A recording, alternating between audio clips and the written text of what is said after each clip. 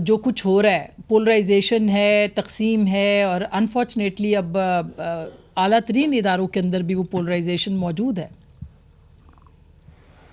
مظہر صاحب دیکھیے آسمہ، ظاہر ہے دو وکیل اس وقت بیٹھے ہوئے ہیں، وہ مجھ سے بہتر جانتے ہیں ان ساری چیزوں کو. مجھے یاد نہیں پڑتا کم سے کم حالیہ تاریخ میں کہ ججز کے کہنے پر سو موٹو لیا گیا ہو.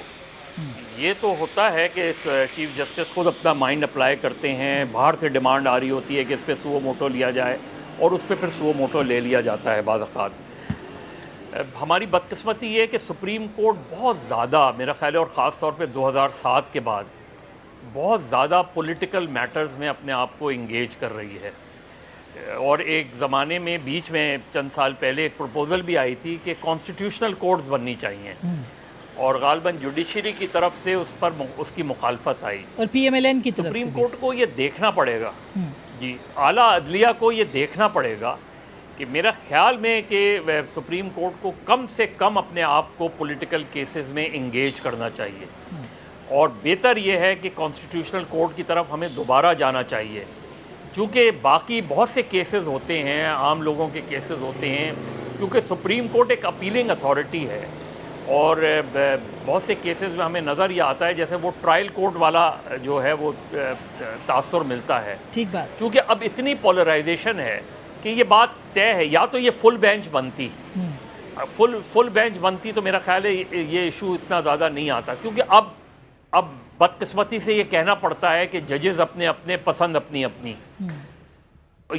یہ سارا مسئلہ ہو گیا. کوئی بھی فیصلہ آئے گا اب اس 9 رکنی بینچ کا، ایک فریق آلریڈی اس کو ٹارگٹ، اور میں سمجھتا ہوں کہ مریم نواز صاحبہ نے جس طرح ٹارگٹ کیا ہے وہ بالکل بھی مناسب نہیں ہے.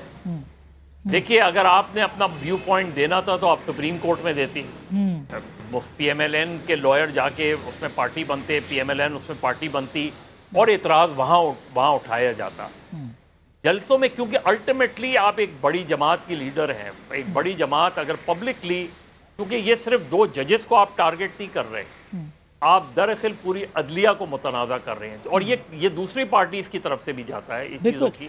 اس میں اس تاثر کو دور کرنے کی بہت ضرورت ہے، کیونکہ اگر سپریم کورٹ پولرائزڈ ہو گئی، اگر عدلیہ اتنی زیادہ پولرائز ہو گئی، تو پھر مسئلہ یہ لوگ انصاف کی طرف کس طرف دیکھیں. بہت ویلڈ پوائنٹ آپ نے صاحب اٹھایا. یہ بہت